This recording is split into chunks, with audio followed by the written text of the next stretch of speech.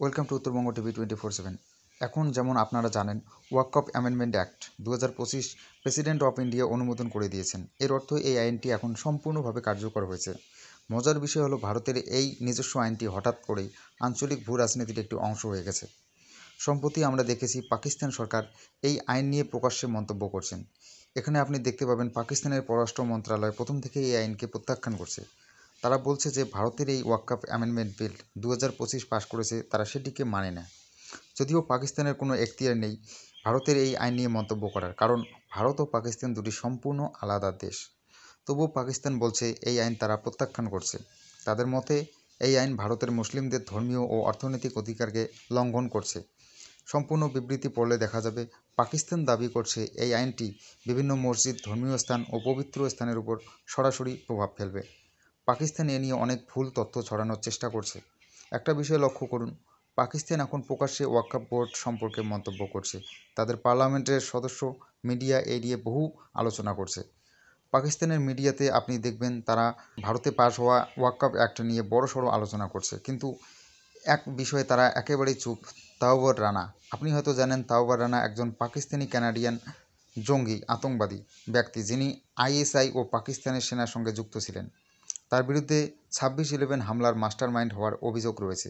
সম্প্রতি তাকে মার্কিন যুক্তরাষ্ট্র থেকে ভারতে আনা হয়েছে, কিন্তু পাকিস্তান এটুকুই বলছে, রানা পাকিস্তানি নয়, সে একজন কানাডিয়ান। যদিও আমেরিকা সরকার স্পষ্টভাবে বলেছে যে পাকিস্তানি কানাডিয়ান তিনি একজন, এবং তার পাকিস্তানের নাগরিকত্ব রয়েছে, তবুও পাকিস্তান সরকার ও মিডিয়া ওয়াকফ আইন নিয়ে সরব হয়ে উঠছে। এমনকি আপনি যদি তুরস্কের মিডিয়া টিআরটি গ্লোবাল দেখেন, যেটি তুরস্কের সরকার অর্থায়ন করে, সেখানে ভারতীয় ওয়াকফ আইন নিয়ে অনেক প্রতিবেদন প্রকাশিত হয়েছে। তারা বলছে এই আইন মুসলিম স্বায়ত্তশাসনের উপর হুমকি তৈরি করছে। এই ধরনের অনেক প্রতিবেদন আপনি দেখতে পাবেন। একইভাবে বাংলাদেশেও খুব শীঘ্রই ব্যাপক প্রতিবাদ হওয়ার সম্ভাবনা রয়েছে। এখানে আপনি দেখতে পাবেন বাংলাদেশের একটি চরমপন্থী দল, খিলাফত মজলিস, যাদের দৃষ্টিভঙ্গি খুবই চরম। তারা দাবি করছে 23 এপ্রিল সারা বাংলাদেশ জুড়ে বড় প্রতিবাদ তৈরি করবে। বিশেষ করে ঢাকায় ভারতের দূতাবাসের সামনে বড় বিক্ষোভ দেখানোর চেষ্টা করবে, এবং সেটা হবে ভারতের ওয়াকফ অ্যাক্টের বিরুদ্ধে। এই বাংলাদেশ ইস্যু শুধু এখানেই সীমাবদ্ধ নয়। সম্প্রতি রিপোর্ট এসেছে যে পশ্চিমবঙ্গের যেসব হিংসাত্মক ঘটনা ঘটেছে, যেগুলিতে বহু মানুষ আহত ও নিহত হয়েছে, সেখানে যেমন মুর্শিদাবাদের ঘটনাটি, সাম্প্রতিক মালদার ঘটনা, সেখানে বাংলাদেশের অভিবাসীদের একটি ভূমিকা থাকতে পারে। এ নিয়ে রিপোর্ট প্রকাশ হয়েছে যে স্বরাষ্ট্র মন্ত্রক এই সম্ভাব্য লিঙ্কগুলো খতিয়ে দেখছে। অনেক প্রতিবেদন এসেছে যেখানে বলা হয়েছে যে বাংলাদেশের অনুপ্রবেশকারীরা পশ্চিমবঙ্গের এই হিংস্রতায় অংশগ্রহণ নিয়েছে। আর যখন 23 এপ্রিল বাংলাদেশেও আরও বড় স্কেলে বিক্ষোভ শুরু হবে, তখন ওখান থেকে আবারও ভারতকে অস্থিতিশীল করার চেষ্টা হবে, ভারতে একটা অশান্তি ফেলানোর চেষ্টা হতে পারে ওখান থেকে। আমরা দেখেছি মহারাষ্ট্রের নাগপুরে যে মারামারির ঘটনা হয়েছে, সেখানে পর্যন্ত বাংলাদেশিদের যোগসূত্রের কথা বলা হচ্ছে। এখন আবার পশ্চিমবঙ্গেও এই তদন্ত হচ্ছে। ভারতের আশেপাশের দুই দেশ যখন ভারতের আইন নিয়ে বিক্ষোভ করে, তখন তার প্রভাব ভারতেও পড়ে, কারণ ইন্টারনেট কোনো সীমান্ত মানে না। বাংলাদেশ বা পাকিস্তানে বসে কেউ একজন ভারতের নামে সোশ্যাল মিডিয়ায় অ্যাকাউন্ট খুলে গুজব ছড়াতে পারে।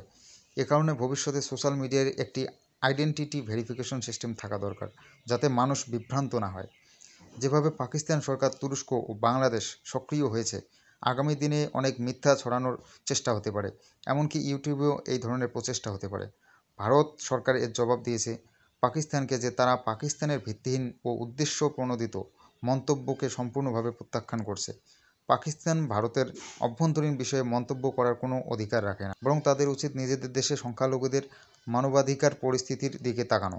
মোট 6টি রাজ্য, হরিয়ানা, মধ্যপ্রদেশ, মহারাষ্ট্র, রাজস্থান, ছত্তিশগড়, আসাম, যেগুলি বিজেপি শাসিত, তারা সুপ্রিম কোর্টে গিয়ে বলেছে এই আইনটির সাংবিধানিক বৈধতা রক্ষা করা জরুরি, কারণ এই আইনটি ভূমি সংক্রান্ত অনেক সমস্যার সমাধান করে।